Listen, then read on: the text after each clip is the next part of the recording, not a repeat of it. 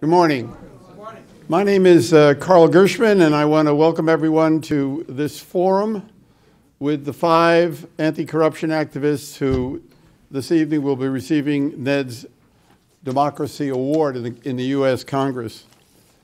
Like many other activists whom Ned supports around the world, their work builds a bottom-up pressure for democratic accountability and the rule of law that is the bedrock of responsible democratic governance.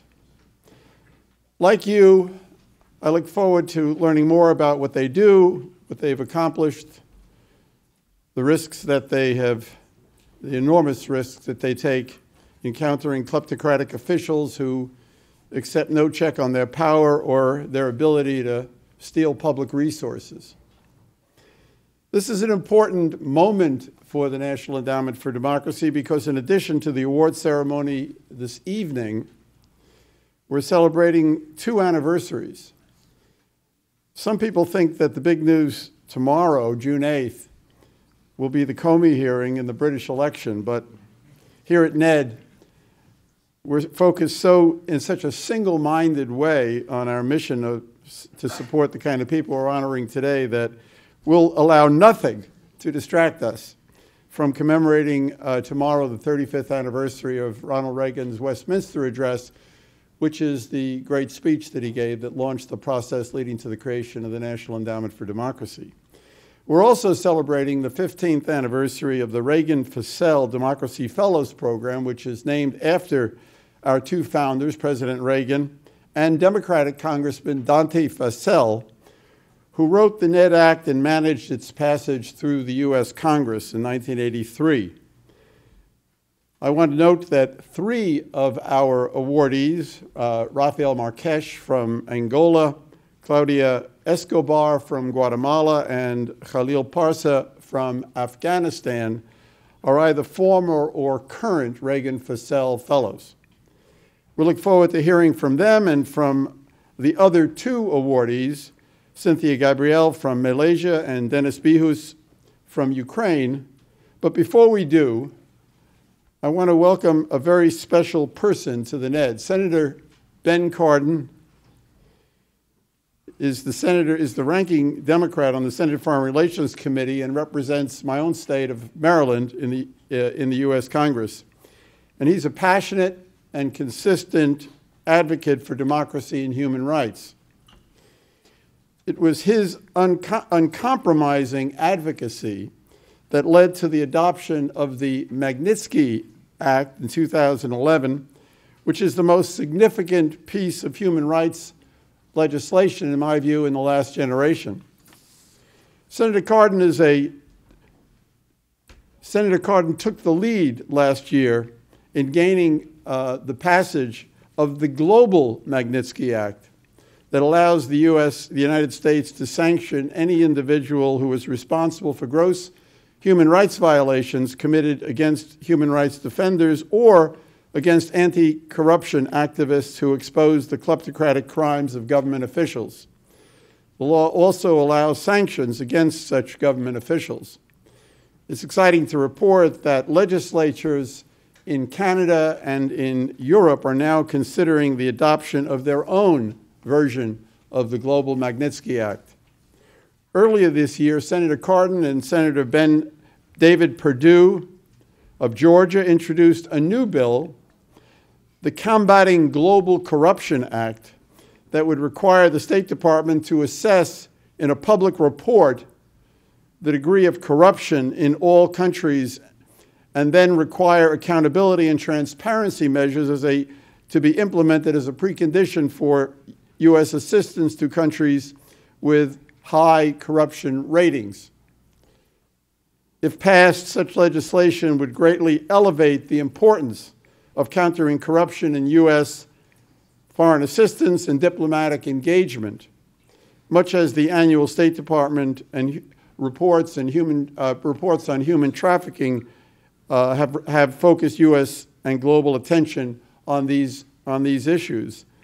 Senator Cardin is a champion of fighting corruption, one of America's greatest advocates for human rights and democracy, and one of Ned's best friends. And it's really an honor for me this morning to introduce him to you. Thank you.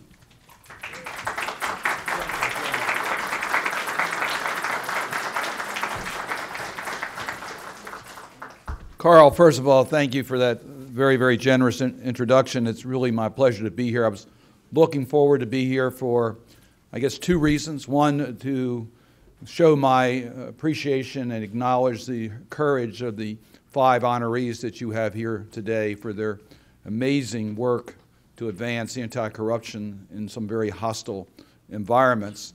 And secondly, Carl, I'm here because I'd do anything to get away from the Hill. If you could figure out a way to keep me here all day, I would appreciate it very much.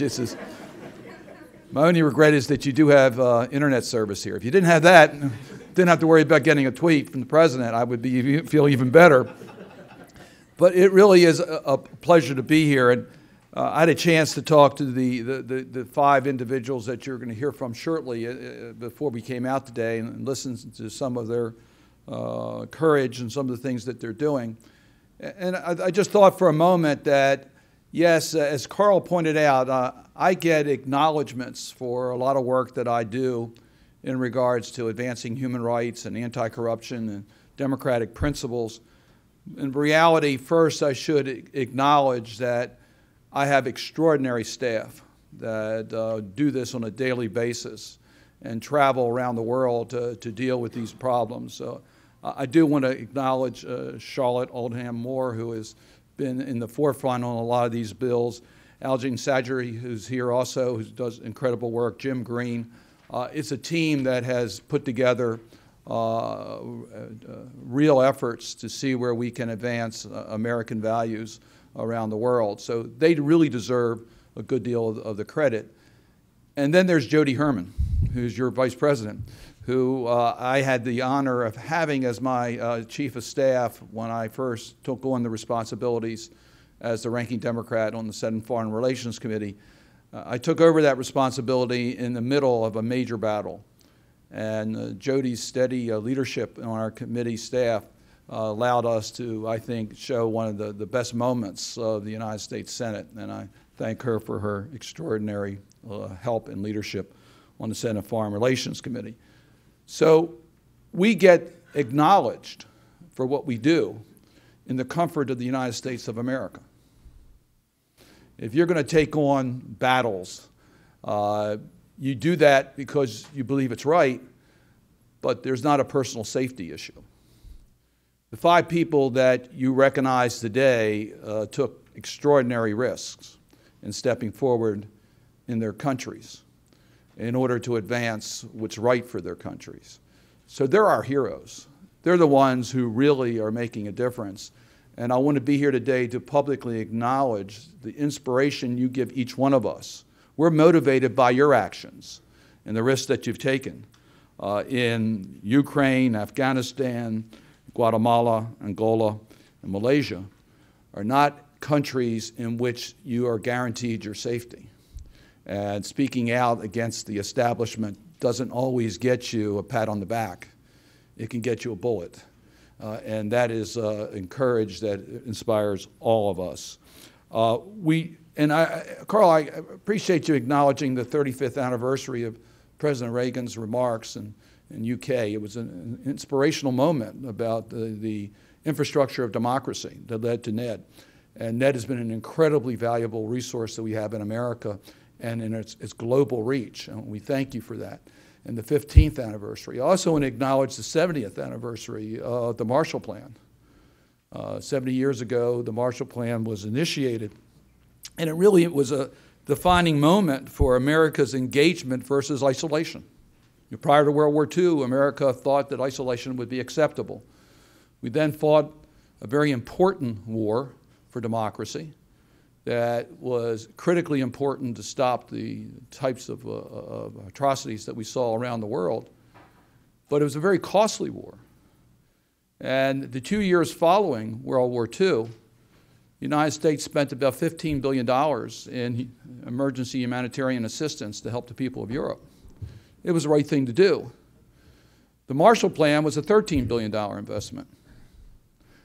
And it came with a commitment to rebuild Europe so we could have a strong transatlantic partnership. And it worked.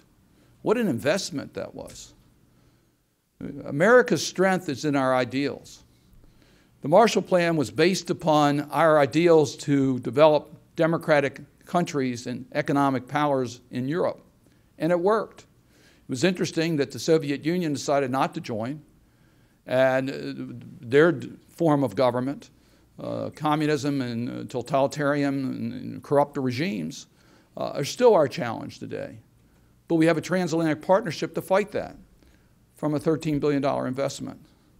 When we fight corruption, when we fight for democratic principles, it's who we are as a nation. It's the strength of America. America's strength is not in just our military or our economy. It's in the values that we stand for, of good governance, anti-corruption, human rights. And when we do that, it not only helps us from the point of view of who we are, but it also saves us resources. It's a lot less expensive, as General Mattis has said, Secretary Mattis has said now, to support our diplomatic efforts, our development assistance efforts, than to pay for soldiers and bullets. So all this is part of our engagement. And today we recognize that corruption very much affects our ability to carry out and maintain fundamental peace in the world. We know that because it intensifies economic and social inequalities. We know that it drains resources that should be used to help develop a nation through corruption. We know that it's an obstacle to democracy and rule of law, that it erodes citizens' trust. It leads to radical movements and insurgencies, and it threatens not only that country in which the corruption exists, the region and the global security. So for all those reasons, we understand the importance to fight corruption. About 10 months ago, I was invited to a National Security Council meeting in the White House, where the sole topic was fighting corruption, because the National Security Council recognized that corruption is a direct threat to America's national security. So we need to be aggressive. There's just too many cases around the world where corruption is way too prevalent. We know that in resource-rich countries with the resource curse, where the corruption is taking the resources away from the people.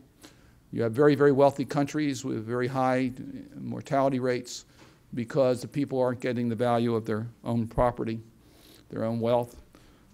We know that America's provided great development assistance over the years. Afghanistan, one of the countries you're going to hear about, we know we had a history of a lot of our resources going to finance corruption rather than helping the people of Afghanistan.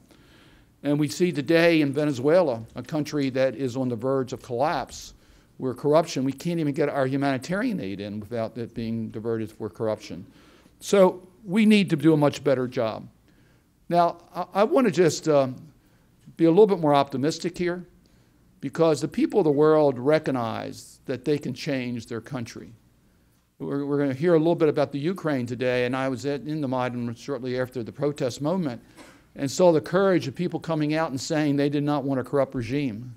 They were out there protesting. And more recently, we saw people show up in great numbers to protest the relaxation of campaign corruption laws in Romania. So we've seen that there is a movement among people to speak out against it. Carl mentioned what we've done in the United States in our leadership. I look at my position as the ranking Democrat on the Senate Foreign Relations Committee to advance human rights and anti-corruption agenda. The Global Magnitsky Law will be a valuable tool, not just here in the United States, but it's being adopted by many countries around the world. It's becoming the standard. And that's what we are trying to do. And on our anti-corruption bill that I filed with Senator Perdue, a bipartisan bill, and by the way, the Magnitsky bill was filed with Senator McCain. We do this on a bipartisan basis because we can get things done when we work on a bipartisan basis. But in the anti-corruption bill, we're taking the best practices that we've seen work with the Trafficking in Persons report that was initiated by Congress. Quite frankly, many of our diplomats didn't want to be bothered with having to report on how trafficking was being handled in their host countries because it just gave them another burden in their diplomacy. But we said, look, modern-day slavery must end, and we did something about it. And we now have universal reporting, we have universal standards, we have minimum standards, we have tier rating, and it has consequences. And that's what we want to do with corruption. There are best practices. There are certain courses that countries must take in order to meet minimum standards. And we should give a global report so that all countries can do better. And those that are below the standards, there are consequences. We use all government approach, so we use our development assistance to help those countries fight corruption. That's what we do in trafficking. And I'm very much inspired to get this bill done in this Congress, and we're going to look for every way in which we can get that done. Now, I want to just conclude on the fact of the realities of what's happening here in America. We got challenges. There's strong interest in Congress among Democrats and Republicans to advance America's anti-corruption agenda, and we're going to do that. But it's difficult when the President of the United States, on the day he takes the oath of office, puts our country at risk on corruption by failing to comply with the emolument clause of the Constitution. This is the first president who felt he could maintain his business interests and still be president of the United States. We see so many corrupt leaders around the world who have maintained financial interests in the business of their country. And the United States must set that example. And when the president says, well, I can differentiate between my business interest and my interest as president, it raises a question as to whether the president will be effective in dealing with these issues around the world. When the president gets trademarks for his company in China or gets royalties in Turkey for his business interests, there's a hard to understand whether there is really a clear difference between his actions as president and the rewards his businesses are getting. But it goes deeper than that. Secretary Tillerson says that we may have to put aside our principles in order to get advancements with other countries. No, we never put aside our principles. That's America's strength, and we need to speak out about it. Or when the president says things that you don't know whether you can believe. I must tell you, I was outraged by the president's comments about the mayor of London. I can't get that out of my mind. The day after we should all have been together in unity against a horrible terrorist attack in London, and the mayor, who happens to be Muslim, is singled out by the president in a way that was just not what he said about fear among the people of London. That makes it more difficult for America to have that type of moral clarity and that type of leadership globally to fight corruption. And it means we all have to work harder. The strength of America is in the Constitution, we the people. It's we the people. And one thing that this administration has done is engaged a lot more people in the political process. Come to one of my town hall meetings. We all need to be more engaged.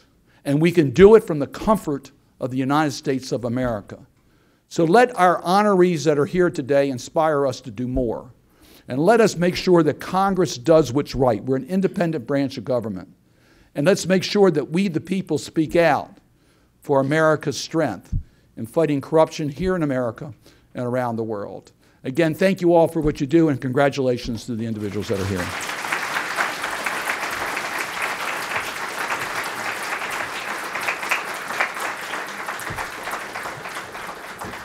Thank you, Senator Cardin. That was really wonderful, and I want you to know that in emphasizing the values, this was the central point in President Reagan's speech. He said in that speech that staying with our values is much more important in the struggle for freedom and democracy that's going on in the world than rockets and bombs. They're important, but we don't want to use them. It's the values that count, and if we can stick with our values, freedom and democracy are going to win. Thank you very much, Senator. And the Senator also emphasized the bipartisanship of his work with Senator David Perdue, Senator John McCain, who also is the chairman of the board of our International Republican Institute. And we're now going to hear a video message from Senator Marco Rubio, who couldn't be with us this morning, regrets that very much. I want to note that Senator Rubio on February the 16th held the first hearing on democracy in the United States Congress during the period of the new administration. He wanted to raise the banner for democracy, and he held a wonderful hearing with representatives of the NED and its party institutes and 3 activists from Saudi Arabia, from Cuba, and from Russia. And he's a great voice for democracy, and he's taped a message for this meeting. It's a great message, and I want you to hear it. Thank you.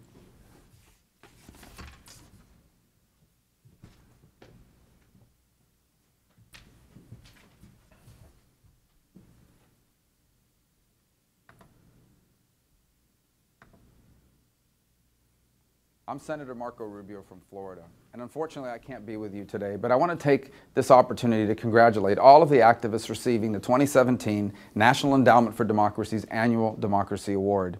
Fittingly, these brave individuals who have dedicated their lives to fighting corruption in their countries will receive an award in the shape of the Goddess of Democracy, the very same image that young Chinese students sculpted during the Tiananmen Square pro-democracy protest 28 years ago this month. I'd like to briefly address the awardees directly. Your courage and your drive to combat corruption, to press for transparency and accountability, and advance the cause of freedom and democracy around the world is inspiring. Your fight is not in vain. This week also marks the 35th anniversary of President Reagan's Westminster Address on freedom and on democracy. In his address before the British Parliament, Reagan famously said, "Freedom is not the sole prerogative of a lucky few, but the inalienable and universal rights of all human beings."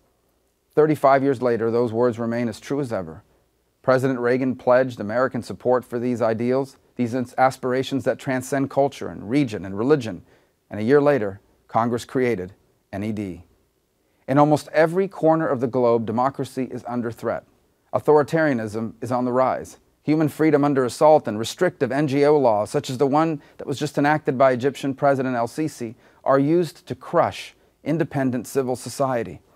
But as many governments continue to repress their citizens, denying them their God-given rights, the yearning for freedom only grows.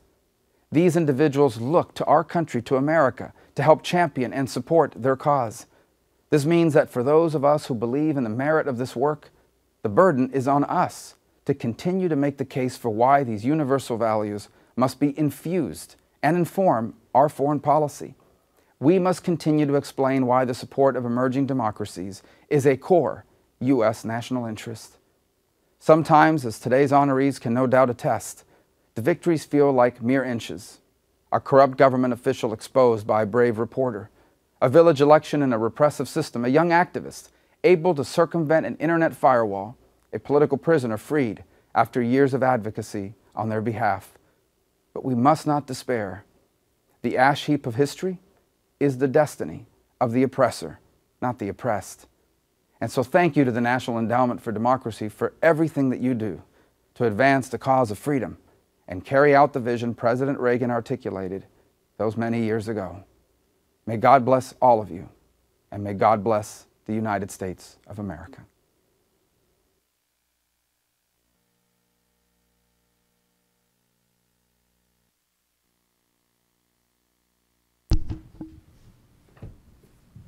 Thank you, Senator Rubio.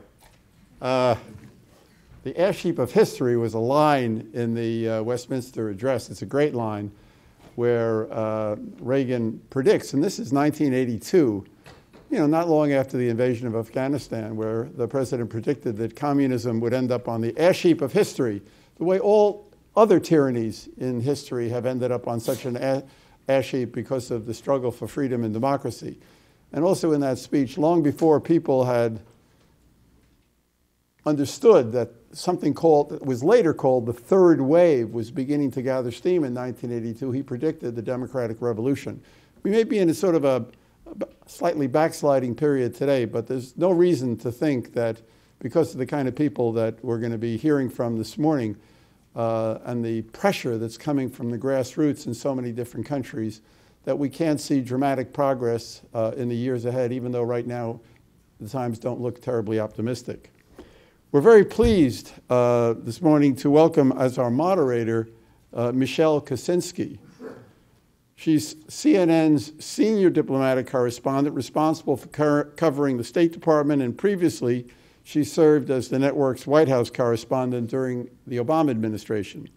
She also served as the NBC News foreign correspondent based in London, where she reported for ABC Nightly News with Brian Williams, MSNBC, and CNBC, covering a wide range of domestic and international issues, including the assassination of Benazir Bhutto, who was a friend of the NED, and the poisoning of Alexander Litvinenko in London, issues that we are intimately connected to in our work with Russian activists. Ms. Kosinski has received several Emmys for her work, and she's an ideal person to moderate today's discussion with the 5 anti-corruption fighters who will be receiving our award later today. Michelle Kosinski, and I invite the recipients, the awardees, to come up to the stage too. Thank you.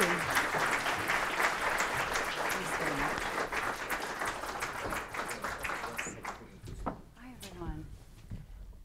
We want to welcome these recipients today and welcome you. Thanks so much for being here.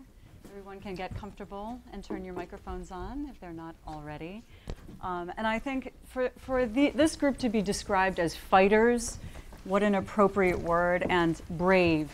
I think those are the terms that really stand out.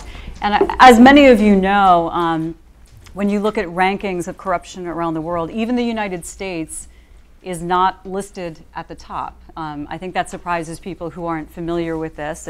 We always think it should be, but so really we could all use more democracy and more democratic values in our lives.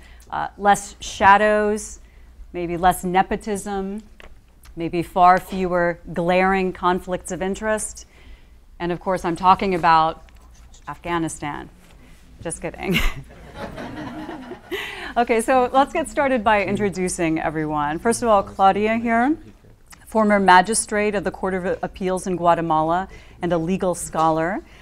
She became the lead whistleblower in a case of grand corruption that revealed illegal interference in Guatemala's judiciary by high-ranking political officials, including the country's vice president and the former president of Congress. So Claudia founded the Judiciary Institute and the Association FIDDI, organizations devoted to promoting the rule of law in Guatemala. And Claudia was subject of threats to the point that she and her family had to leave Guatemala, where you moved to the United States just in 2015. So very recently, a pivotal move for you. And she is currently, from 2015 to 2016, she was at Harvard and currently here at NED. And Rafael Marques, he is from Angola, a journalist and human rights defender focused on investigating government corruption and abuses in the diamond industry, including things like torture and murder on the scale of hundreds, as you expose. So I know one of your writings on the subject is actually banned in Angola still. Is it censored today still? There's some problems there. A few problems. And Marques was imprisoned for his work in 1999 for calling the president a dictator in one of his articles. He was released thanks to work of people around the world, and his case was taken up by the UN Human Rights Committee. That ruling was precedent-setting, finding that Angola had violated your human rights. He has won multiple awards for his work and still works for freedom of expression and human rights in Angola. Sitting next to him is Khalil Parsa from Afghanistan, a key human rights advocate and anti-corruption leader. He also founded an organization supporting Organization for Afghanistan Civil Society, promoting good governance and accountability in Herat province. His multifaceted initiative mobilizes civic groups and encourages public participation to combat corruption. And Khalil, I was stunned to read that you had been nearly assassinated for your work, shot 6 times and survived. So to know firsthand the violence that can result from corruption is just incredible. We're very happy to have you here with us today.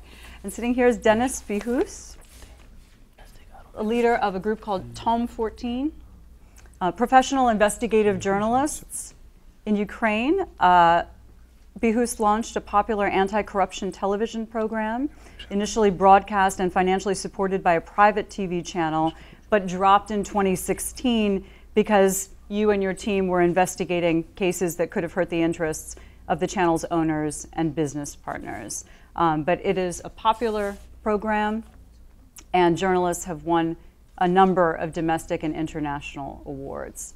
So thank you for being with us. And lastly, Cynthia Gabriel from Malaysia, a human rights advocate and anti-corruption leader. She has spent most of her professional life in the field of advancing and promoting human rights, good governance, and democratic freedoms. She founded the Center to Combat Corruption and Cronyism, which works to promote good governance and conducts a multifaceted project designed to encourage public participation in efforts to combat corruption. You've also served as the Vice President and CEO of the Paris-based global advocacy group, the International Federation for Human Rights.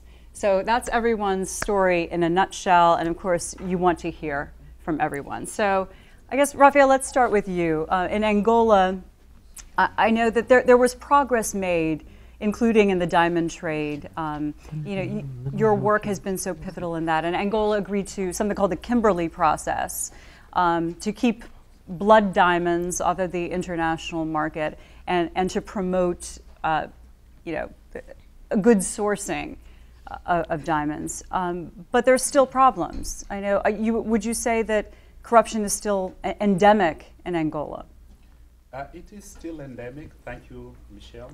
And I must say that I have written extensively about how the government used the Kimberley process to essentially remain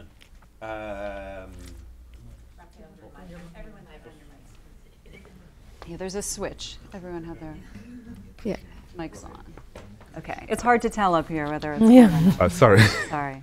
Okay, so we're talking about the problems that still exist in Angola. Still exist, and the government used the Kimberley process to maintain impunity in the sector because there was no oversight from the Kimberley process, and being a volunteer process, essentially the diamond fields are controlled by government officials and generals, and they're the ones who must have profited from the Kimberley process. And over these years that I have been reporting the abuses, there was very little words from the Kimberley process about the abuses going on in Angola. So the corruption was actually able to use the effort against corruption to continue the benefit where it should not have been. Absolutely, with diplomatic support from the Kimberley process.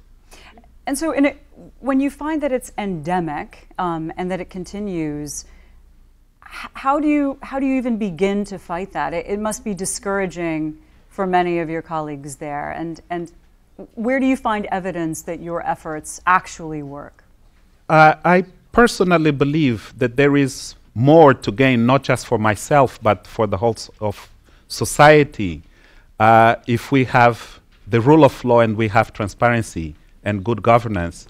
And that has been my fight. And oftentimes people have asked me, why not profit from the kleptocracy? Because it offers money and many incentives. And my response has remained the same.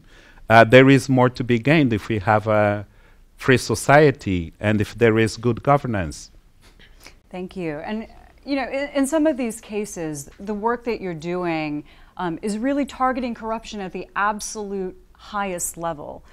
Both Claudia and Cynthia have encountered that, given that these included former leaders and the current leader, where there's, in Malaysia, of course, cases going on in 5 countries right now, including the United States, to try to find the money, trace it back to, in your case, the Prime Minister. So when you're targeting it at that level, the danger to yourself is great, as you've discovered, and the tentacles of it, I'm sure, extend where you go everywhere. So talk to me a little bit, Claudia, about when you realize that it's at that level, how best to try to get at it when it seems most difficult. Well, for me, maybe I had some previous experience with corruption in the judiciary since the moment I was appointed. So when I denounced every time that I did, my life was threatened, and I had the backup and the support of the Supreme Court at that time. So all those things prepared me for the moment when I had to face this head of Congress that offered me to be elected in a process of appointment of magistrates for the Court of Appeals. So I think I was ready, to denounce corruption, so I record the conversation to protect me. And that was the way that I could prove that he was trying to influence the judiciary. And all my life I have defended judicial independence. My mom was a judge, and she was a great role model for me. And I knew that in that moment that he was really violating the independence of the judiciary, and that people needed to know what was going on in the appointment of the judges. Today in Guatemala, 3 of the Supreme Court judges that were appointed in that process are being facing trials for corruption. And you secretly recorded. I secretly recorded, that yes. conversation. And I'm sure that that figures in so many cases around the world where just having that evidence is really what's necessary. Do you think if that hadn't happened, would anything that you testified to have the impact that it did? No, definitely not, because corruption in my country has taken over every institution.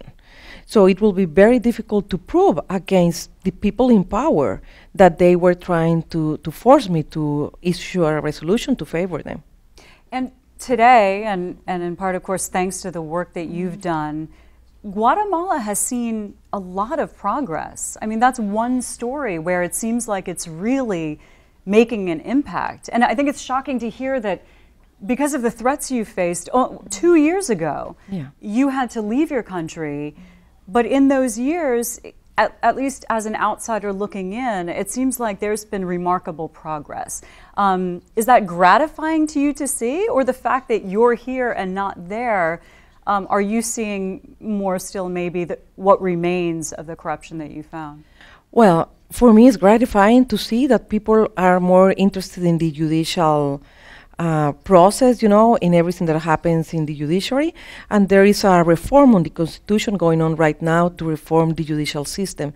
That is something very important and that we have been waiting for 20 years in Guatemala in order to happen. So we have some gain, some advantages, but we also need to still work on so many others. And I mean, you being in a position of power and having that clout behind you, I'm sure it helped to expose it. You had the ability to not only see it and find it, but ways to get at it.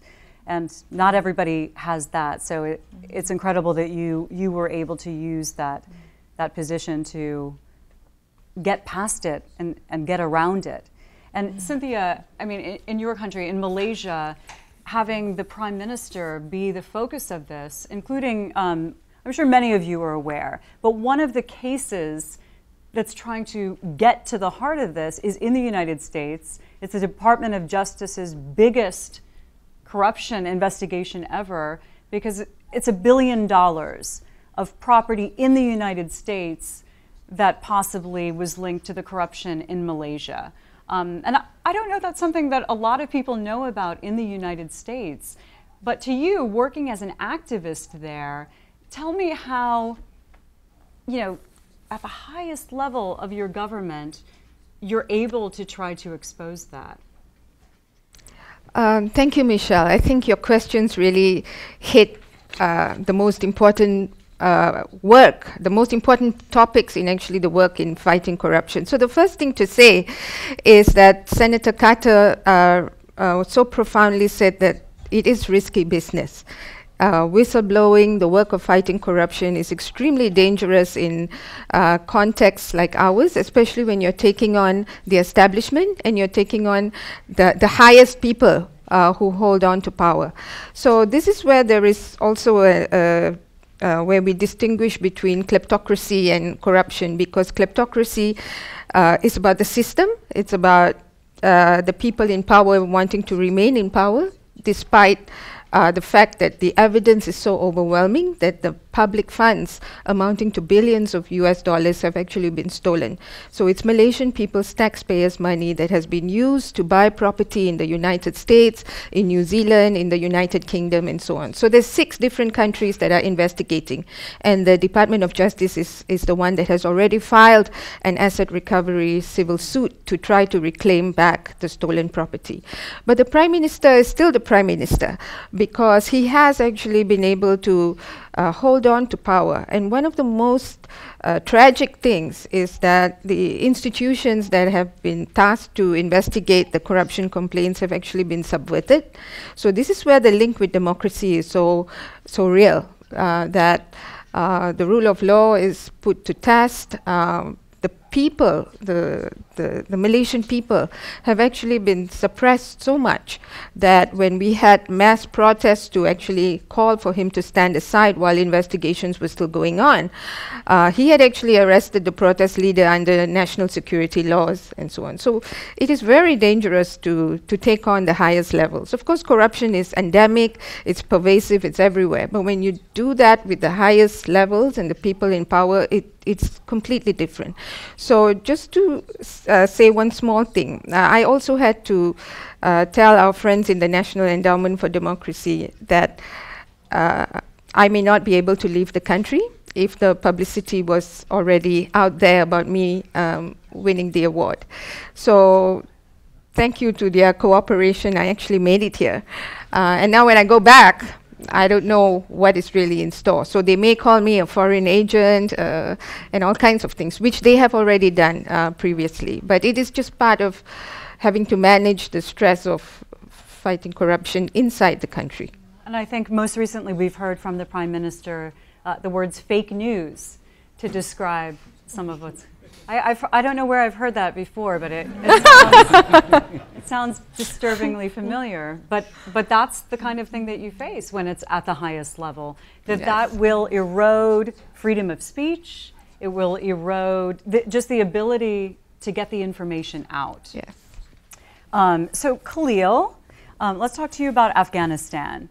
And the violence there that is linked to corruption, the resurgence of the Taliban that is linked to corruption, and you know, the Taliban originally provided people a hope for relief from corruption within society, and that's another place where corruption has been endemic and almost a part of the fabric. And U.S. officials that were there, that were trying to root it out or curtail it, had called it the greatest existential threat to Afghanistan moving forward.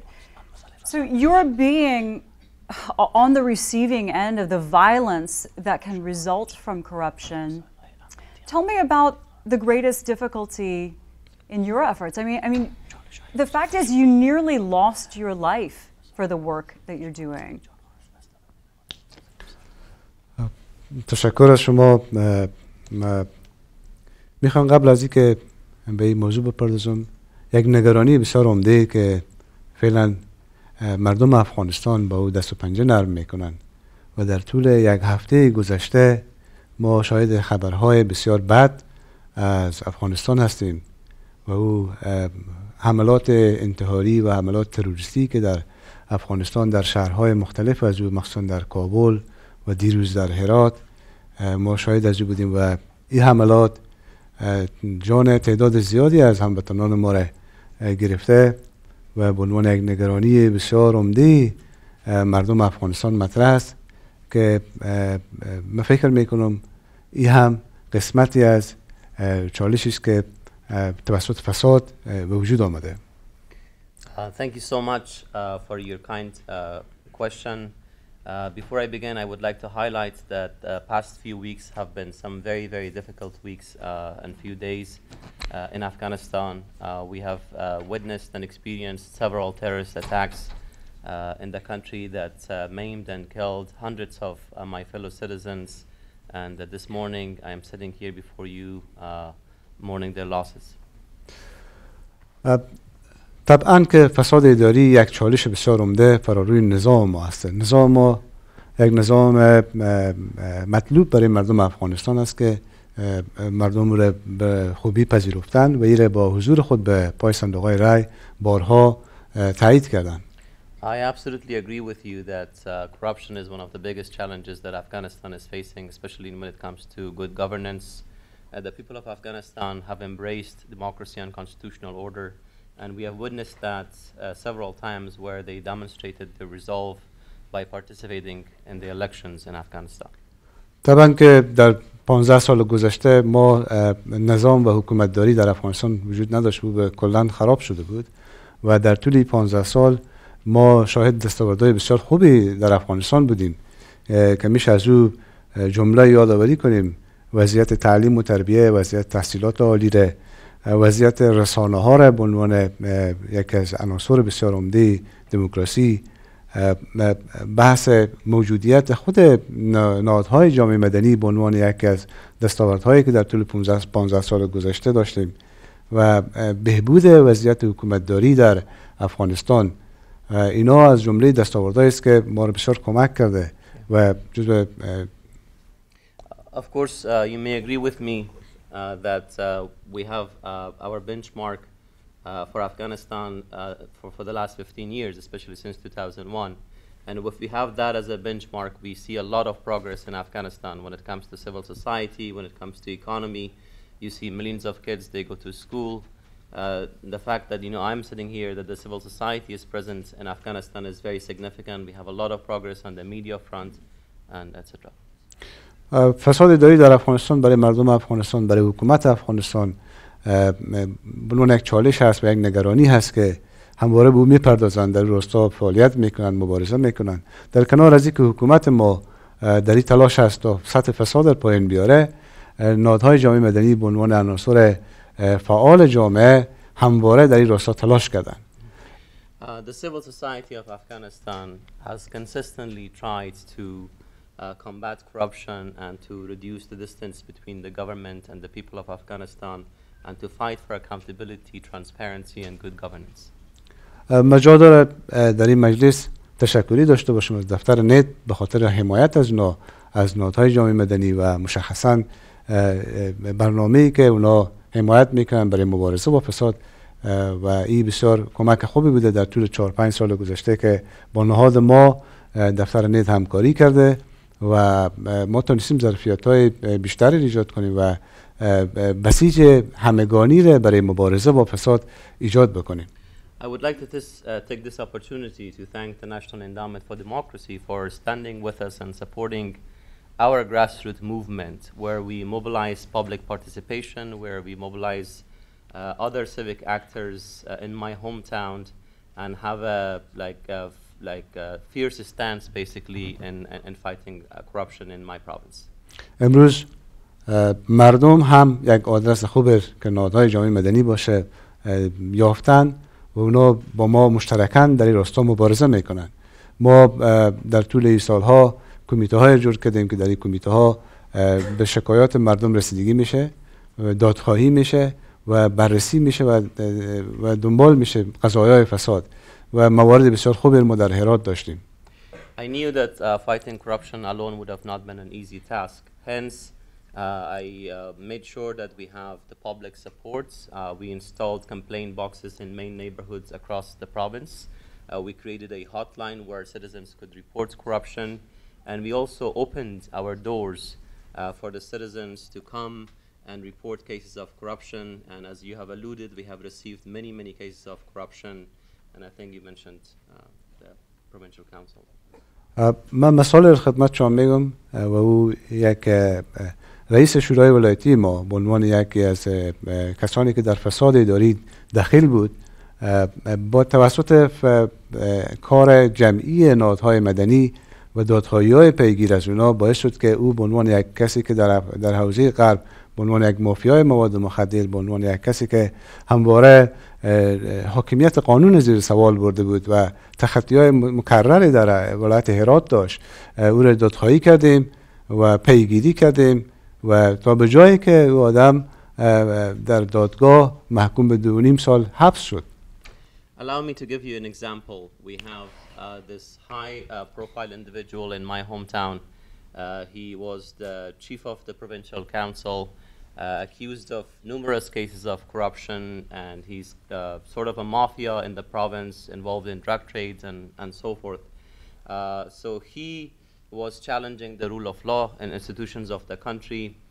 And as a result of our advocacy efforts, we came to the streets, we organized public protests, and he was removed from office, and he received 2.5 years sentence by Afghanistan's judiciary.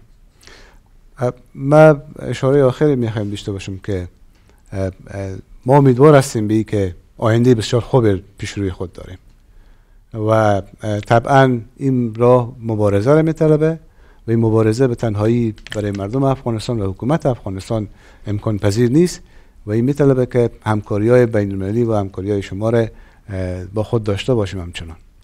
Despite all the challenges, I'm still cautiously optimistic about the future of Afghanistan. We cannot win this fight alone, and we count on our partners' continued support for our efforts.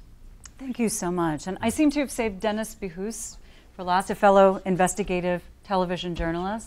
So I know they hate to speak publicly. But reading about your work, it's really impressive.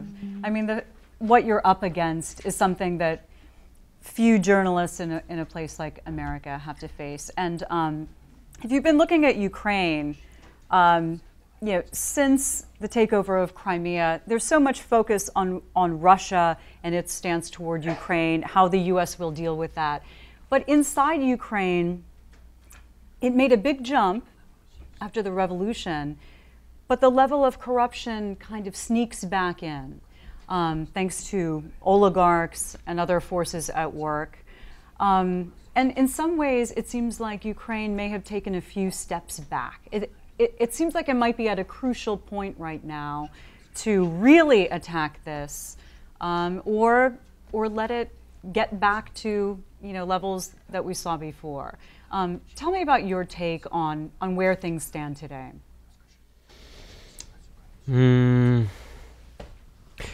Я абсолютно точно певен, що ми не маємо підстав говорити про кроки назад.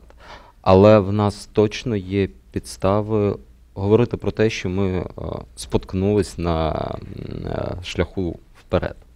I'm totally convinced that there is no reason to talk about Ukraine going back, but I can definitely say that we have kind of stumbled in our efforts to move forward. За останні роки після революції, в нас є стратегічні зміни, і я вірю в те, що більшість з них, в принципі, незворотні. In the years that have passed since the moment of revolution, we have made irreversible changes. I'm sure they are irreversible. Those are strategic scale changes. В першу чергу я говорю про те, що суспільство стало набагато більше відкритим, доступ до інформації став набагато більше відкритим, і взагалі країна зробила величезний крок на шляху до прозорості.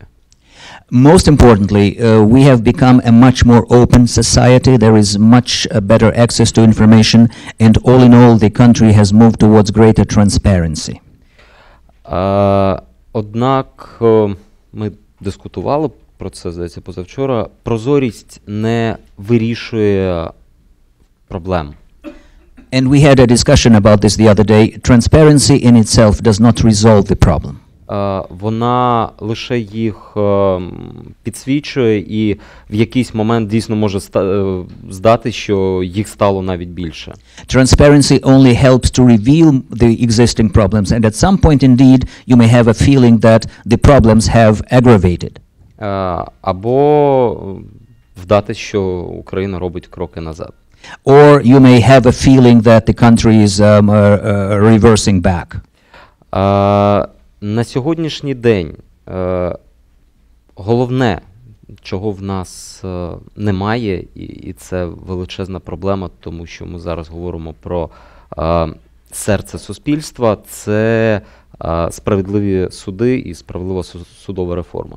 One thing that we are lacking most of all today, and we can see this very vividly and very acutely, is fair judicial system, fair courts. Тому що ви не можете вирішити жодної проблеми, якщо ви не маєте можливості, не маєте змоги звернутися до справедливого суду. If you cannot get fair justice in a fair court system, you cannot resolve any problem. Але з іншого боку, мені здається, що за останні 3 роки українці довели, що вони здатні сконцентруватись на якійсь проблемі і разом її вирішити. But on the other hand, the course of the most recent 3 years have shown that Ukrainians, if they focus on a certain issue, they are able to make the effort and resolve it. Як на мене, і це моя особиста думка, але я теж українець, ми не марафонці, ми спринтери. And it's my personal view, I'm a Ukrainian citizen, that we are not running a marathon distance, this is a sprint race. Але якщо в якійсь короткостроковій перспективі ми усвідомлюємо, що це та мета, яку необхідно досягти, від чого залежить, не знаю, там, життя країни, ну, знову ж таки, як показує досвід, ми її досягаємо. And I think, and our experience actually shows that if we at some moment realize there is a critical short-term goal that needs to be addressed, we focus and we get it done. Проблема в тому, що боротьба з корупцією – це марафон, це процес, і ми долаємо цю велику дистанцію просто ривок за ривком. But so fight against corruption is truly a marathon in its nature. What we are doing is we are dashing one sprint after another in stages. What do you think it is about your show that you created that maybe it was groundbreaking or approached it from a different way than had been done before? Не робилось до нас в Україні чи взагалі? And you mean in Ukraine or worldwide? Both. Ви знаєте, оцей мікс прозорості та значної все ж таки свободи слова призвів до того, що ми отримали можливість описувати корупційні епізоди, які взагалі не так часто зустрічаються у відкритому світі. So the new environment of greater transparency and greater freedom of speech enabled us to cover, describe, present and feature corruption as it was happening, of the kinds that you will seldom see in the open world at all. Give us your best example of exposing something there that opened people's eyes. If you have one. I don't want to put you on the spot. Or your favorite story. Maybe there are too many to name. Ми щотижневе шоу. We are a weekly show. В нас є як мінімум 50 епізодів щороку. So each year we do at least 50 stories and 50 investigations. Can you imagine? I mean, many journalists will spend a year trying to uncover one thing, and you're doing one a week. Це величезна специфіка України на сьогодні, і будь-яка професійна конференція в Україні, на якій є іноземні журналісти, починається зі слів: у вас є 4 розвідувальні щотижневі програми? So that is what Ukraine. That is the reality of today's Ukraine. That is what's so special about Ukraine today. And when we talk to our foreign colleagues, journalists who come and talk to us, they first of all they always get amazed that we have 4 different investigative weekly programs on 4 different channels. І всім вистачає роботи. And each has enough work. There is no competition as such. You could do one a day, like the big corruption case in the day.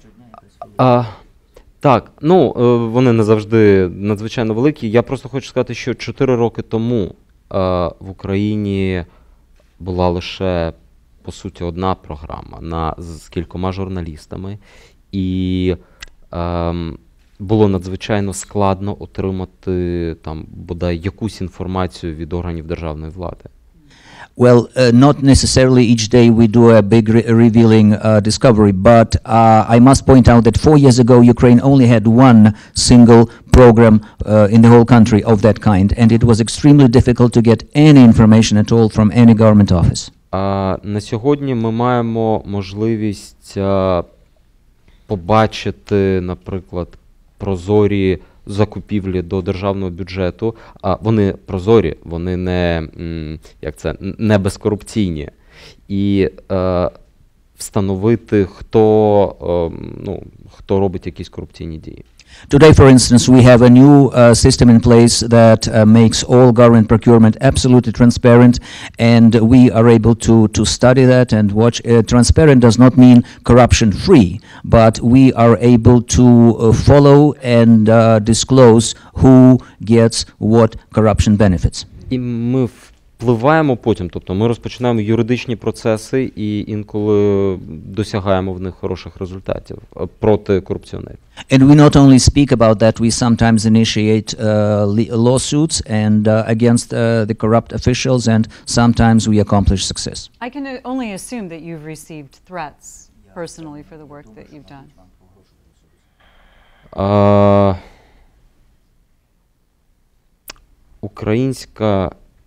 Історія української журналістики, на мій превеликий жаль, знає випадки не лише погроз, а й, власне, вбивств журналістів.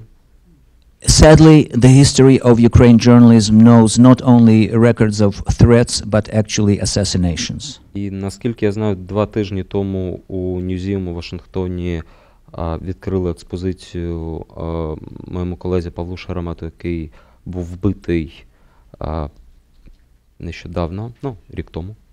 And I know that about 2 weeks ago, Washington's Newseum opened a new exhibit dedicated to the memory of my colleague Pavlo Sheremet from Ukraine, who was assassinated there some months ago.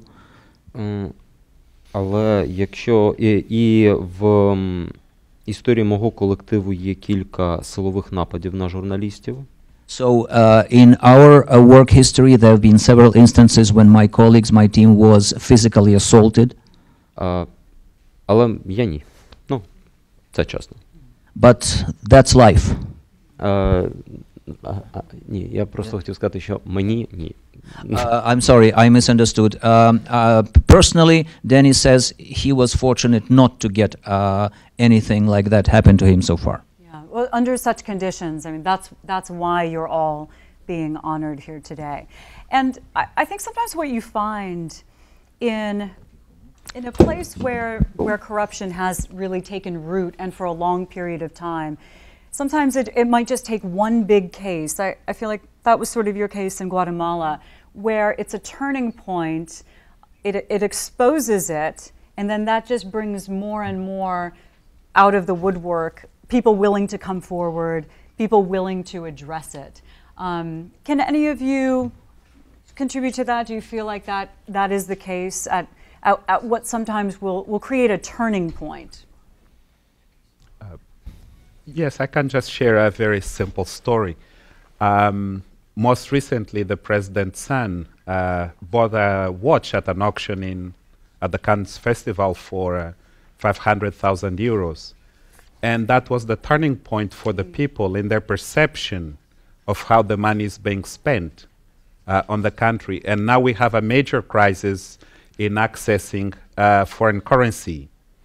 And then a document was leaked from the central bank that the central bank had transferred $600,000, which essentially is close to the value of the money that he used to buy the watch at Cannes. But essentially, it's not a big story. I've reported on stories involving billions of dollars of money stolen, but not one caused much grievance to ordinary people than this one of the watch. Do you think it was the visual evidence of it? What was it about the watch? Was it something that everyone could identify with? It was the visual and the justification and the crisis in the country. He actually came out and said, well, I'm so sorry. Why are you offended? I bought it because I have a charity and I fight against AIDS and it's close to my heart. And I spent this money not on a watch, but paintings. I bought paintings, and actually we checked and it was not paintings. And then it turned out to be pictures of Hollywood stars from the 30s and the 40s. So he kept making it worse. And then he announced that he had a foundation. And those paintings were to install or to hang on his foundation as a symbol that he's fighting against AIDS. And we have no malaria pills in the hospitals, no syringes. So that really got to the people to see how money is just being used in the most senseless way when individuals are suffering for the lack of basic medicine. And I think sometimes when corruption is a part of the fabric of society at some point, or a part even of everyday life, as it is in many places, getting people to care or getting people to jump out and say, you know, it's time to find the energy or the courage to fight against it is difficult, as well as getting the world to pay attention and to care. Do you find that that has been a challenge, you know, to kind of wake everyone up and begin to fight against it collectively? And what do you think helps that cause? Maybe, Cynthia, you could shed some light on that. Because it took a long time. I mean, it always takes a long time for things generally to come to light. But to get the world, or even your own country, to get involved and behind it, tell me about that challenge. Yeah, well, I think building a society with integrity is a huge challenge because that isn't a priority for many countries. And one of the biggest needs, or one of the biggest demands for a society with integrity is leadership. So it has to be from the top. And you cannot expect the people at the bottom to have so much honesty and integrity when the people at the top are stealing public funds and cheating and allowing corruption to actually take place in business, in everyday life. So people think that it's just how it is to survive, that you need to be a little bit corrupt or somewhat corrupt to even get a business license or a permit just to live. So if there is no leadership to show integrity, you're not going to get the people to actually strive for it and look for ways to report. But just one more point, at the bigger global level, the fight against corruption is being complicated and confused by so many other concerns. So the fake news agenda, the misinformation, the issue of going back to closing in, using secrecy laws to protect borders, to protect nations because of many more threats like counterterrorism strategies, for example. How do we deal with organized crime? How do we deal with various different cross-border issues that actually affect the fight against corruption? So it is never an issue, even in trade negotiations. It is never something that comes up so prominently to say that in order for the United States to do business with Malaysia, for example, that the agenda of good governance and fighting corruption would be, well, actually the TPP was an example because it had a good anti-corruption chapter. But in many other trade negotiations, it is not a priority for governments, and it now has to be. So I think this is the turning point in the global movement, and this is where the National Endowment for Democracy can also play a very important role in building that bridge, that democracy, trade, and the need for good governance must all come together so that the respect for human rights and democratic principles will always be upheld. But unfortunately, it's always not yet merged. It's always kept separate. Right, and sometimes with foreign aid, that can also be misappropriated, used by the corrupt government only to help them. And we've seen that in Afghanistan time and time again. And I'm sure some of your work, Khalil, is to make sure that there's transparency and make sure that help that does come from places like the United States is used properly. Tell me about that problem and that challenge. بسیار خوب. من بیشتر هم در صحبت‌های خود اشاره داشتم به که ما 15 سال گذشته میتونیم بگیم هیچ چیز نداشتیم در حکومتداری و در نظام خود هیچ چیز نداشتیم. I would like to begin by stating that during the last 15 years we literally didn't have much in Afghanistan. با شروع نظام جدید در افغانستان همکاری‌های بین‌المللی به شکل گسترده از او و به پیمانه بسیار بلند برای افغانستان شروع شد.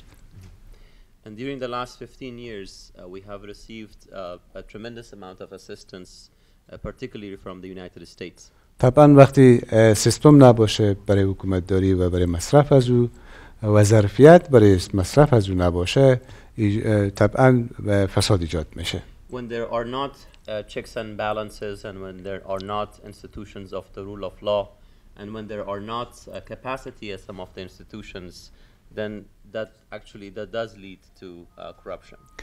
ما قبول میکنیم که در طول سالهای گذشته نسبت به کمک‌های بین‌المللی هم در افغانستان فساد وجود داشته و این فساد تنها برای حکومت یا افغان‌ها نبوده، این فساد مشترک بوده که حالا ما متأثر از زور یک کمیته به نام کمیته مشترک مبارزه با فساد مشترک و مستقل مبارزه با فساد اداری در افغانستان داریم که از چند سال بی‌طرف کار میکنه.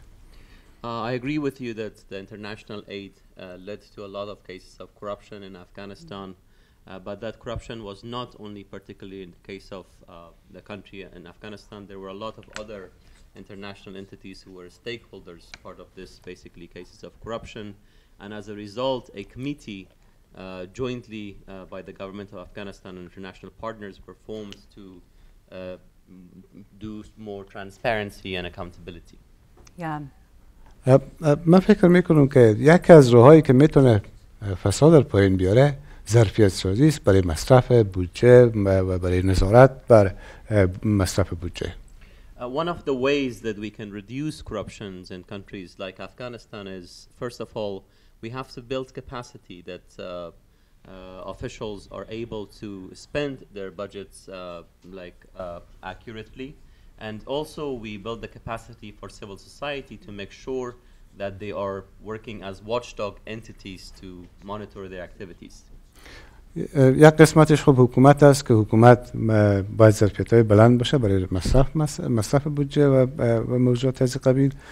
قسمت دیگه از اون مردم است و جامعه مدنی است که اونا هم باید فعال باشن در حکومت داری. One part of it, of course, was the government that I just mentioned, that their capacity should be built. But the most important and the second part is the people, that they should be mobilized, they should be educated, and alongside with them, the civil society to be able to work collectively with the people to combat corruption in countries like Afghanistan. Transparency is difficult, even in places like the United States. I mean, it's difficult enough here to at times get information from your own government. So in a place where there is none to begin with, I can only imagine how difficult that would be to try to establish that and make that work. شفافیت سازی میگه تا در کشورهای مثل آمریکا هم بسیار مشکل می باشه و من کاملا درک میکنم در کشور مثل افغانستان چقدر شاید مشکل باشه مثلا. اگه چیزی من میخوایم که مسئولیت خود به عنوان یک فعال مدنی و به عنوان که شخصی که رهبری میکنه قسمتی از نهادهای مدنی در حوزه غرب افغانستان خدمت شما بگم که ما هم به نوبه خود مسئولیت داریم و مسئولیت ما است که مردم و شهروندان دخیل بسازیم در حکومت داری. نظارت مردم و پیگیری مردم از وضعیت حکومت داری خودش یک قسمت میتونه کاهش بده سطح فساد اداری در افغانستان. I agree with you, but also as a representative of the Afghan civil society, I feel it is my responsibility to state today that I reiterate that one of the key ways that you can fight corruption is really to educate the citizens and to mobilize them and have their support to report cases of corruptions and be able to combat them collectively when they feel that they are part of reducing it. Yeah, I think we really have a range here. People who are almost starting from the ground up or after a conflict, and people who've seen democratic institutions eroded or having to get those back. How would you say, Claudia, that organizations, governments around the world can help you and the work that you and really all of you do? And what do you need? What kind of support do you feel is lacking and most felt as you're trying to fight against these things? Well, I believe that in my country, we really need, first of all, to lose the fear. The fear of the corrupt and the powerful people that can harm you, And that's powerful. I mean, that's why the corruption continues to exist. Because you are, scared to denounce, scared to the consequences of investigating corruption or expose corruption.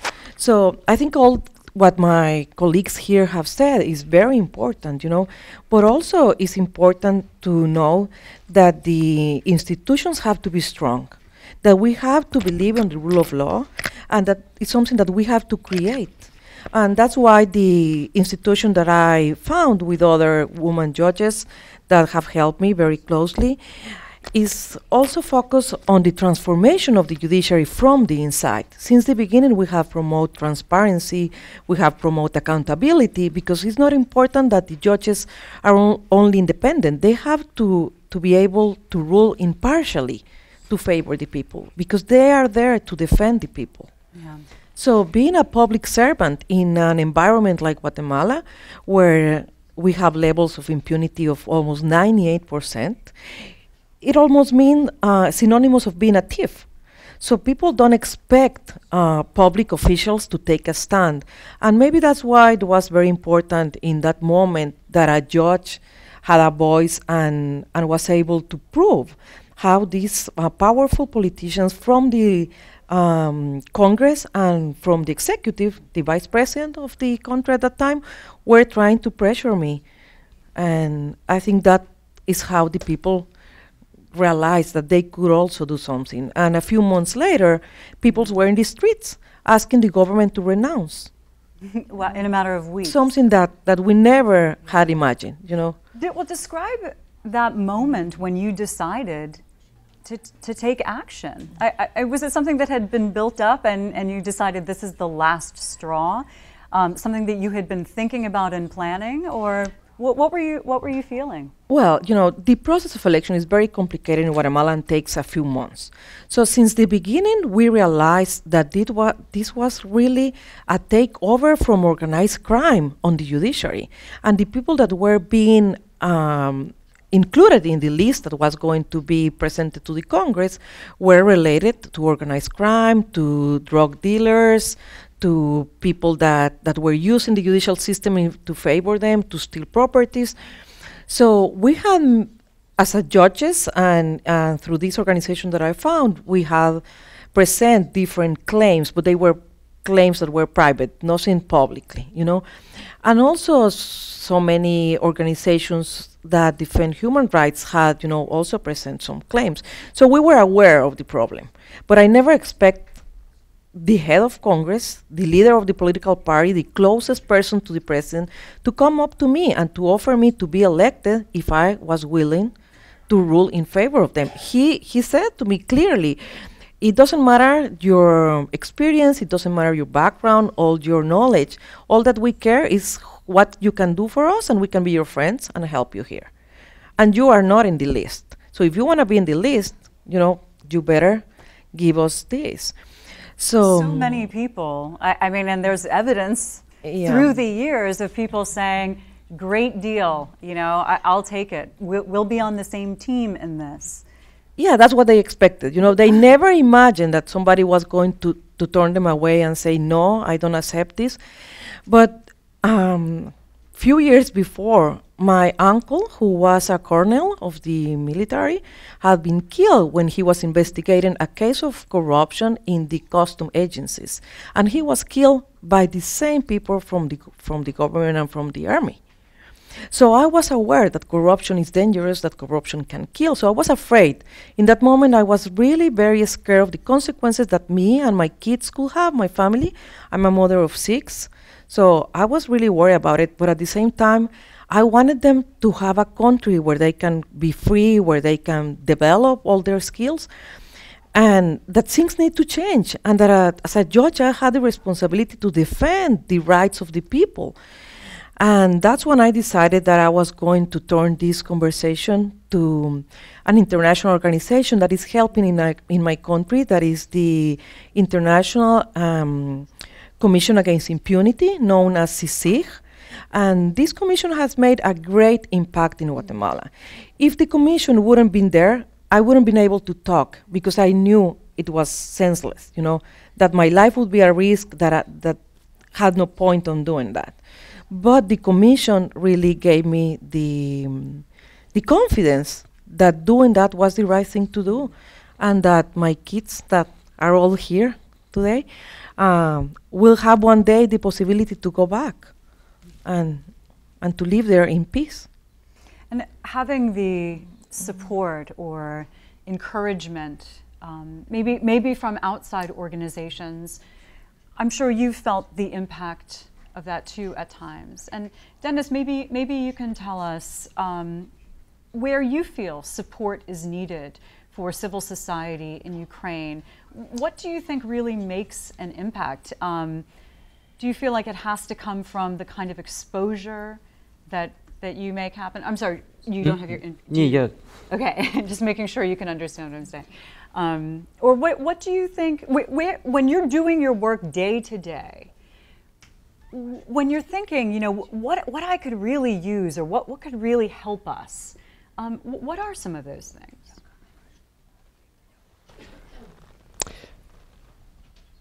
Хороше питання. That's a good question. Як на мене, будь-який корупціонер, особливо корупціонер на високій посаді, це та людина, яка обмінює майбутнє всіх на своє сьогоднішнє. I think that any corrupt figure, especially a high-ranking official who is engaged in corrupt practices, essentially is trading the nation's future for their private benefit today. І найпростіше такий обмін, найпростіше такі речі робити у закритому суспільстві, яке ти контролюєш. And such trade is easiest to do in a closed society where you're in control of everything. На сьогоднішній день ми бачимо, що найкорупційніші країни, ну, тобто країни з найбільшим рівнем корупції, вони водночас є і найзакритішими. And we can see worldwide that the countries with highest levels of corruption are also those which are the most closed countries. І ми просто сьогодні бачимо приклади, як високопосадовці, які прагнуть зробити, ну, скажімо так, корупційну кар'єру, роблять максимум для того, щоб їх країна була закрита і направлена тільки на себе. And we see many instances of how government leaders who are aspiring to rise up in corrupt ways are also making efforts to keep their countries as closed as possible. Головний стимул і головний привід для руху вперед в Україні, і в тому числі це стосується і боротьби з корупцією, це було прагнення відкритості і інтеграції в світову спільноту. So Ukraine's biggest incentive in all its advances, including in its struggle against corruption, would be the aspiration for the country to join and merge with the international community. Величезна кількість реформ, яку в нас провели, були проведені для того, щоб там, наприклад, отримати безвізовий режим з Європою і мати більше можливостей щодо інтеграції до європейської спільноти. A number of reforms, important reforms that actually were implemented by the government were done under the pressure as prerequisites to gain visa-free travel status for Ukrainian citizens. This is a very important factor. І за останні роки заради відкритості суспільства, як внутрішнього, так і зовнішнього, заради цієї ідеї у там будь-який момент збиралась величезна кількість людей, які поділяли цю ідею і були готові працювати разом заради неї. So the aspiration for greater openness of the country was a unifying idea for lots of people over the last few years that enabled them to come together in big numbers and work together for a goal. Наприклад, одна з ініціатив нашої команди була зробити прозорим звітність чиновників щодо їх декларацій. І над цією ініціативою працювали десятки тисяч людей, які просто добровільно вкладали свій час. For instance, it was my team's idea and initiative to mandate to create a system of mandatory disclosures by government officials, and tens of thousands of people worked together for a long time in order to make this happen. Тому, якщо ми говоримо про допомогу, в першу чергу це підтримка відкритості суспільства і його, як сказати, орієнтації за кордони. So, speaking of how you can support this from outside, most of all, there must be continuous support for greater openness inside the country and openness of Ukraine for the rest of the world. So maybe some of you could give examples or talk about how that outside influence has made a difference. How much does international pressure matter? Does it have to come from governments, or do you think more and more it's coming from civil society elsewhere? Or maybe that bringing the attention to other governments. And Cynthia, I mean, this sort of international connectivity that can try to stop corruption is something that you know well. Yeah, I just wanted to say that the fight against corruption at this point in time, the fight against corruption is becoming international, is global. So one example, the case of the 1MDB scandal in Malaysia. If there was no international connectivity, we would not be at this stage today. The global media that exposed the scandal was Wall Street Journal, the renowned American international media.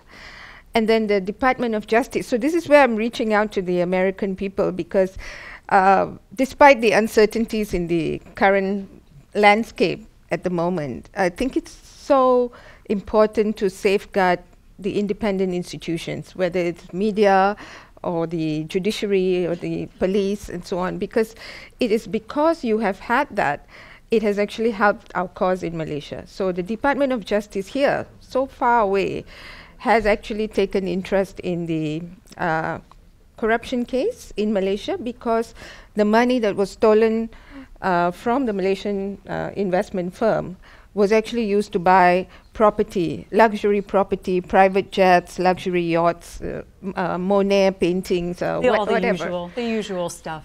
Yeah.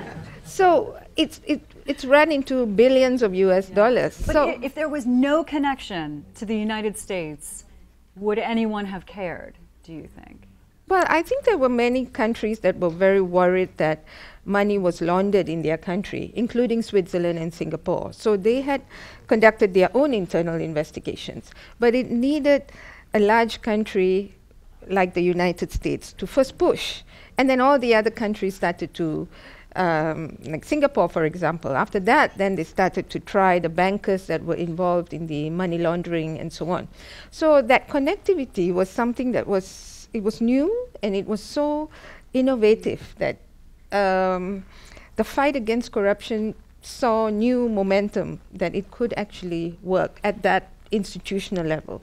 But at the civil society level, we belong to this largest civil society coalition. It's about 400 plus civil society groups around the world called the UNCAC Coalition. UNCAC is the UN Anti-Corruption Convention, the big convention that Kofi Annan, when he was the General Assembly President of the United Nations, actually launched it to say that its governments had never wanted to talk about this before.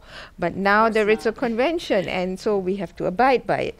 And one of the biggest things about fighting corruption is asset recovery, reclaiming stolen assets. And so the civil society coalition is actually focusing on that global asset recovery. So later this month in Washington, D.C., the World Bank is hosting the first ever asset recovery global forum. And I believe Ukraine is one of the countries that's in focus, Nigeria and a few others. But sadly, they won't include Malaysia because it requires the consent of the current government. So it usually means that you need a change of regimes before they can actually look at how assets can be returned back to the people. So there's a lot of initiatives and process that civil society and global civil society is also engaged in. So we're part of that, and we see a lot of hope in being able to look at results in the long term. And linking up the solidarity is just so very important. And so that's why the award is not just for Malaysia, but it's actually for whistleblowers and anti-corruption activists around the world. So it lifts it to a different level. Yeah, you've really seen the power of that international pressure firsthand. And Dennis, were you about to say something? It looked like you wanted to say something. Так, я просто, якщо я зрозумів правильно, там ще рік тому, в принципі, в Америці могли сказати, що нам до корупції в Росії, як вона нас зачіпає. Well, I just wanted to add that we see a lot of, in terms of international impact, corruption in Russia has a lot of impacts on Ukraine. Ні. I'm sorry. Я сказав, що ще рік тому в Америці могли сказати, що корупція в Росії їх ніяк не зачіпає. I misunderstood. Look at how people here thought a year ago about Russia. Many would say corruption in Russia has no impact on the United States. І сьогодні раптом виявляється, що все ж таки певний зв'язок є. But then all of a sudden we discover that some connection does exist. I have no idea what you're talking about.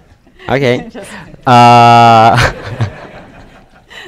І я просто хочу сказати, що отакі люди, про яких я говорив, люди, які здатні обміняти майбутнє на сьогоднішнє, вони є в кожній країні. І вони надзвичайно легко знаходять спільну мову.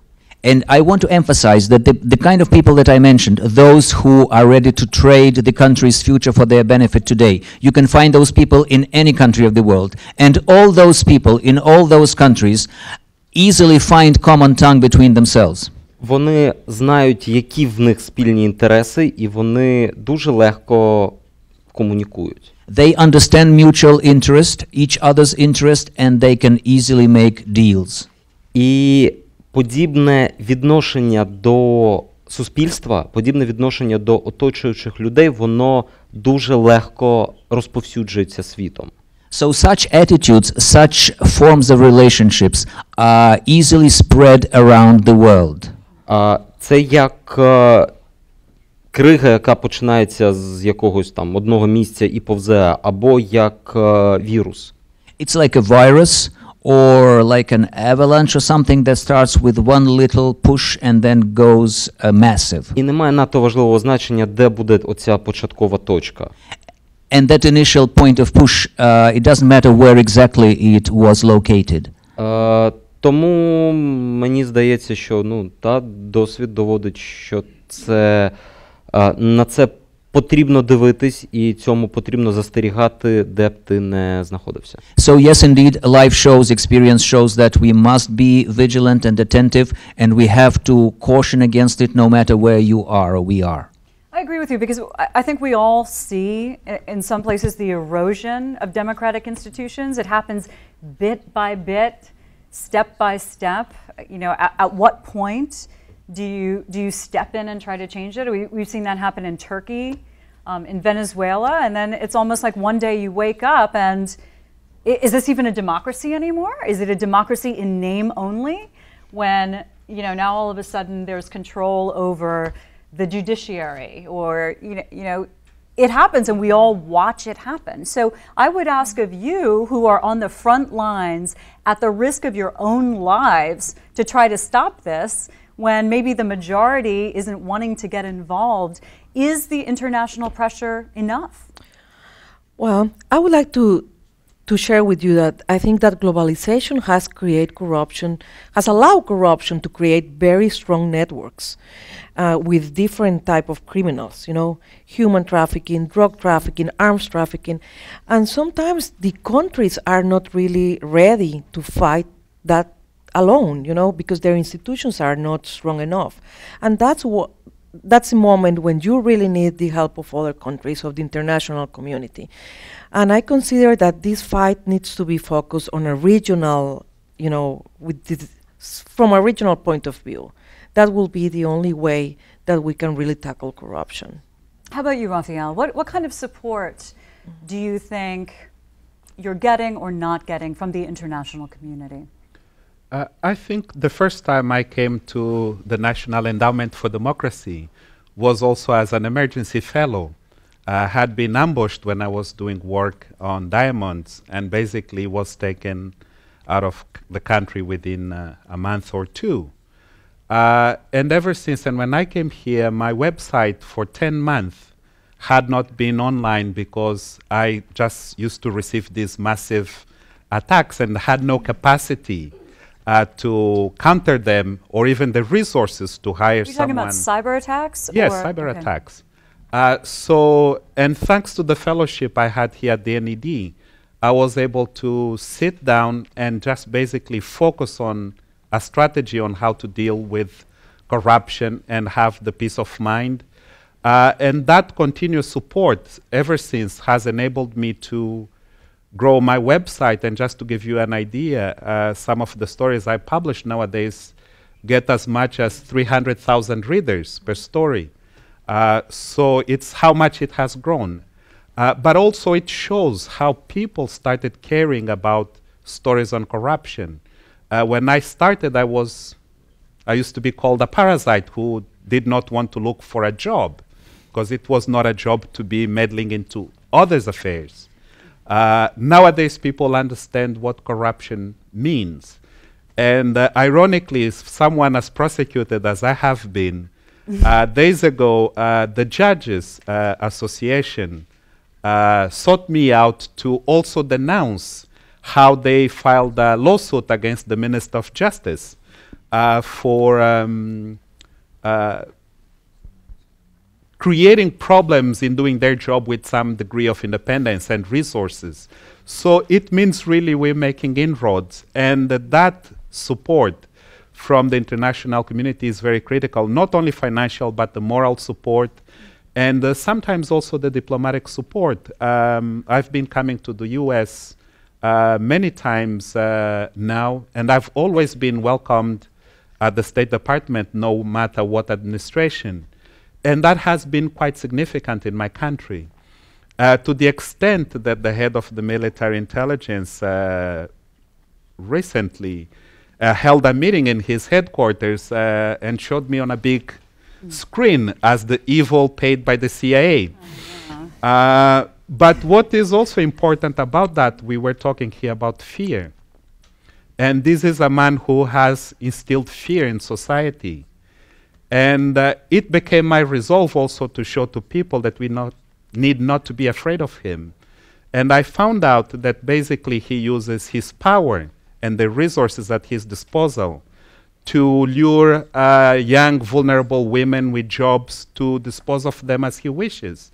And I started announcing that just as I arrived here. And then I thought, well, I'll publish the first part in the US, and if there is a problem, I'll speak about that publicly. And actually, there was a problem because one of the women who told the story ended up in a hospital just 2 days ago. And the other threatened to commit suicide because of the pressure they were feeling. And I called them from the NED's office and I said, do not be afraid. He's the one who's going to pay for what he's doing wrong.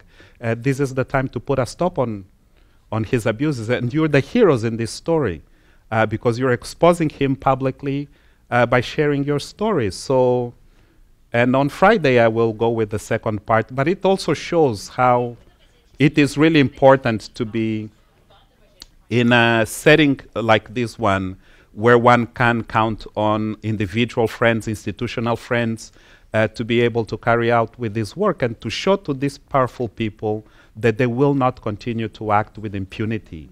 And if they, we have a say in Angola, some elders say, if they wear pants, we wear pants too. And therefore, we should not be afraid of them. And I think we should take some questions. I'm sure people have them. But I just wanted to ask you all quickly, though, what do you think is having the greatest impact on the fight against corruption in your countries? Is it pressure from outside governments, or is it grassroots exposure and transparency? What do you think, just briefly? I think it's a combination of both. I think it's a combination of the help that we're getting, at least in my country, from the international community with CICIG, which is a great example. Also, the new generation that is, exposing and denouncing corruption cases, but also the judges that have taken a stand and have, permit that all these cases be ruled with independence and impartiality. And Dennis, have you been able to get any of your reporting internationally? Has anyone else picked up on some of those stories? Так, ми співпрацюємо з кількома глобальними світовими мережами, і ми інтегровані в глобальний обмін трафіком. Yes, we do work with several international networks, and we are integrated into this worldwide network of journalists. Я хотів би зазначити щодо попереднього питання. Це, принаймні в Україні, це дійсно комбінація і внутрішніх сил, і зовнішніх. Причому те, що ми називаємо громадянським суспільством, воно генерує ідеї і бачення, але в нього не завжди достатньо сил для того, щоб їх впровадити. So, but to your previous question, I want to agree indeed. The external pressures and the domestic grassroots pressures, they work together. In Ukraine, that's how it happens, because the vision, the ideas are generated by the domestic civil society, but on its own, civil society not always has the resources, the power to get things happen. І на цьому етапі вже дійсно потрібна зовнішня підтримка. And that's where the international pressure becomes critical. Got it. Thank you. All right, who has a question? Right here.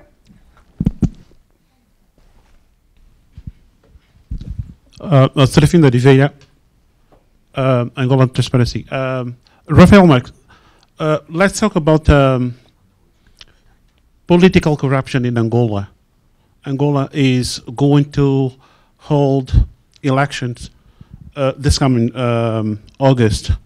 To what extent this election can be or could be credible, fair to all the Angolans? Actually, that's a very important question. Just two things to share. First, the current Speaker of the National Assembly is buying 250 cars for $78 million for the incoming parliamentarians who have not been elected yet and will be elected in August. The second issue has to do with the way the ruling party is using anyone with a position in the public sector, in the provinces, to donate money, their salaries, and their time to party campaigns. Otherwise, they will be fired and will not be able to hold on their positions, particularly headmasters, individuals with responsibility in the health sector, and others that have somehow some influence in their communities. So there is a clear blackmail to those in the public sector that if they don't do the bidding of the ruling party, they will be sacked. And that in itself is a major issue. When we count on transparency, it's not only about the ballot. Another important issue as well is that the results are not to be published at the local level and tallied at the local level. The police has the power to carry the ballots from the local level, the villages, with no opposition in tow, to the municipal level, where the votes also will not be tallied, and from there at the provincial level. So in that process, they can change the ballot boxes, they can do anything. Do you ask yourself, where is the international outrage? And if there were, would that make a difference? It would have made a great difference. There is no international outrage, and actually, we still have countries asking for accreditation to be observers, and we're 2-3 months away from the elections, and the government has not provided any accreditation to members of the international community as well. So, in my own opinion, countries should renounce and excuse themselves from going to play the role of international observers, because basically they will just go to rubber stamp the rigging that is already taking place with all these abuses. Any other questions? I'm sure there are many. There on the end. Okay, thank you. Hi, I have a question about Guatemala from Ms. Escobar. I am Kizzy McKegg. I work with McClarty Associates, the Latin America team, and we work with a number of U.S. companies invested in Central America. Okay. And these companies are very avid supporters of the Guatemalan government's real effort to combat corruption, and as well as the important multilateral and bilateral assistance that supports those efforts. Yet we have seen in some cases that I guess well-intentioned drive can also be overzealous, and in cases have created some challenges in implementation for the private sector. In particular, those have been tax cases in which there is no reasonable suspicion of criminal wrongdoing, have been quickly criminalized, and have gone to the Ministerio Público, and these companies or individuals are actually pressured to settle and pay a fine, even though there's no charges have been filed, there's no credible evidence of criminal activity. Just wondering if you have you heard about these cases? Are you concerned about them? And in Guatemala, with a weak rule of law, could that story actually lead to abuses of rule of law? Thank you. Well, yes, I have heard about those cases. I understand what you're saying, and since I have said we have a very weak rule of law system, then there is, sometimes the possibility that those things happen. And that's why we really need to strengthen all the institutions, because all the institutions are suffering, from corruption. And that's why people have to also be willing for accountability, be willing to denounce when public officials do wrongdoing. It doesn't matter where. And I don't know if that will answer your question. Let's see. I don't know. Okay, right here.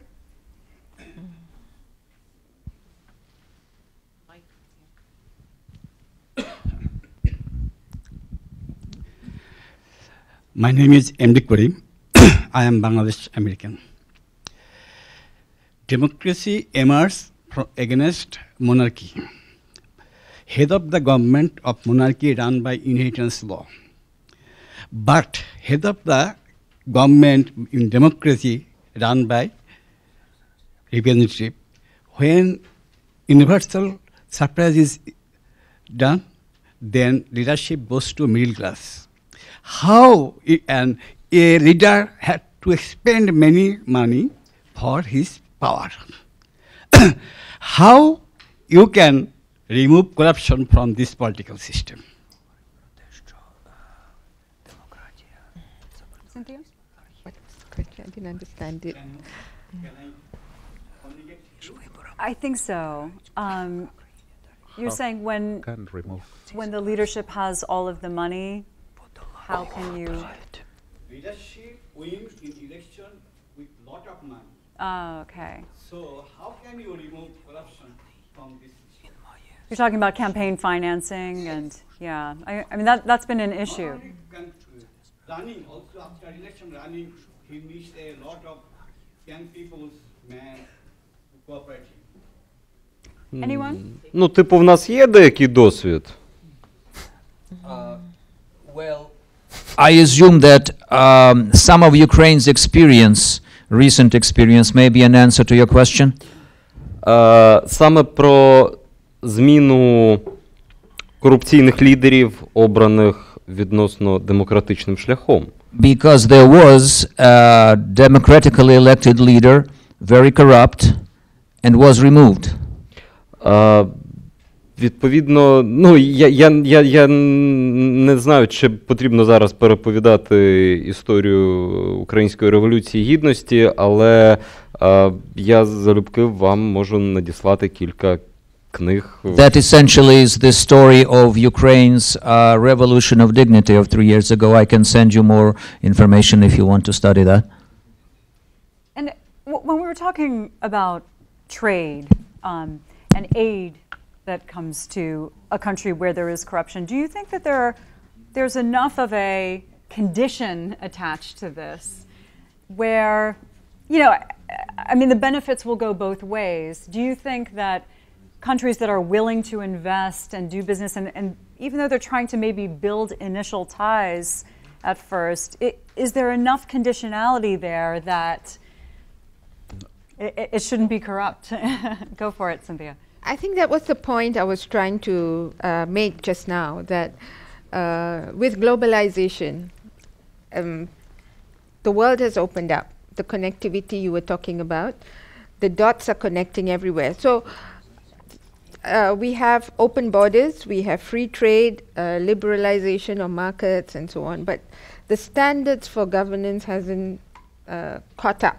So even in dealing with a corruption case, which is cross-border, we found out that through this cross-border, very complex financial flows through the 1MDB scandal, that jurisdictions in Switzerland and the United States and Singapore and the United Kingdom, these are the 4 main countries where the assets were stolen, could only investigate based on domestic jurisdiction. So if you're a lawyer and from the legal framework, you know that you cannot actually transcend your work across borders unless you have a mutual legal assistance between the countries.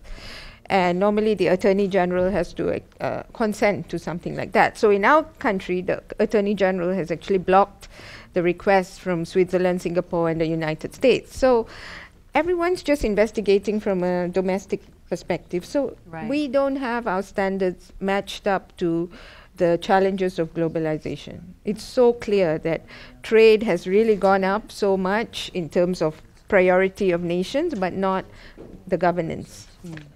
I think we probably have time for 1 or 2 more questions. Anyone there? In the back? Maybe take a few questions. I think we have time for a couple. Thank you. My work and my colleagues' work focused, even though it has a global implication on Ethiopia. And my question to the panel is, at least in Ethiopia, we see 2 major underlying problems. One, wealth is transferred twice. First from the taxpayers, from the poor, to the elites, and then it doesn't get reinvested in the country, it's transferred somewhere else, just more or less the Malaysian case. And I wonder how it is in your respective countries. The other major problem we observe is it's not only the political corruption, the government corruption. It seems to me there is a culture of corruption that is descending to the society as well, that actually even churches are part of the corruption. I have to give you an example, a nephew who wanted to be a priest in a church, and in order to get a church, he had to bribe his way. And in fact, when I was there a year ago, he asked me to help him finance for him to get a church. And I'm just wondering if in fact this is true in your respective countries as well. Anyone want to grab that? Khalil?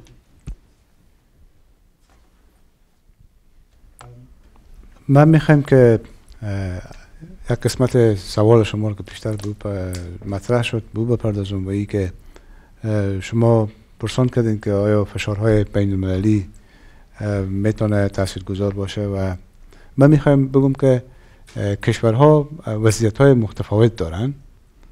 از دید من به عنوان یک فعال مدنی که در افغانستان فعالیت میکنم شاید پیشنهاد می باشه که به اندازه فشارهای بین المللی نتونه کمک بکنه پایین آمدن فساد در کشور.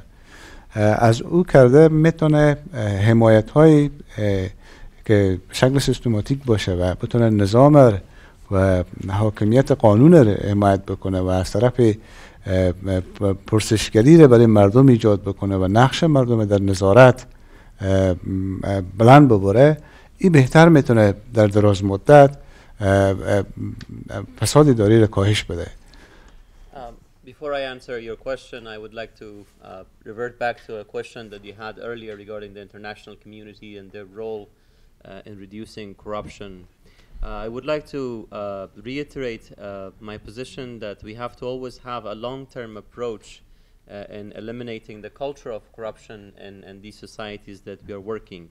And one of them is, of course, by educating the citizens about their rights and their obligations, and to make sure that they're aware that there are corruptions, and to encourage them basically to take part and actively hold the government that is serving them accountable.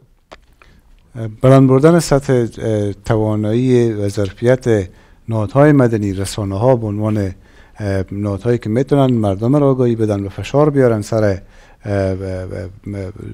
دولت و دولت‌ها، این میتونه بسیار کمک کرده.